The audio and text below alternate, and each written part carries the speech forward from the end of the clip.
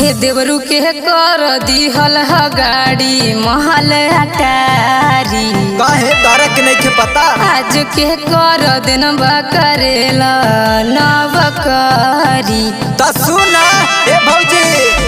भीम के दिहल हा जावन करिया महल डरिया ए भौजी तब नहीं के दिन आज करेला ना करिया ए भौजी तब नहीं के दिन आज करेला ना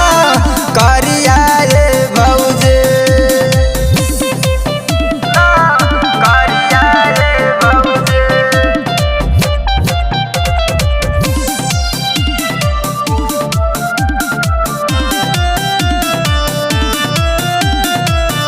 जावन पिएलू भौजी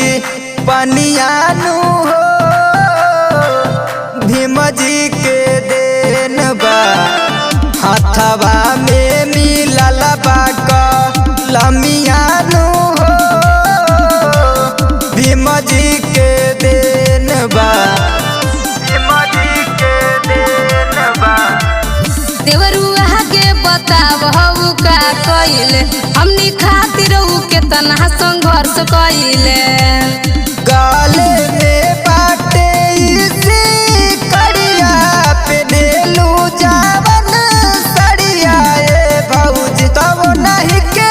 दिन आज करिलहना करिया ए भौजी तब नहीं के दिन आज करिलहना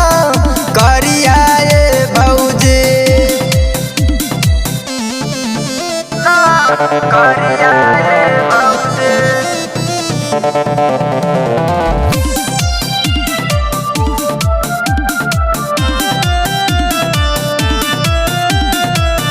सूट बूट टाई जावन भौजी नु हो भीम जी के देन बा देवी देवता के नाही भौजी नु हो जावन जेबिया में पेन बा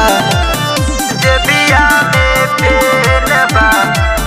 रीना कहे मिशन नाही छोड़बहो देवरू बलवंत के बात नाही भूलबहो लाइकन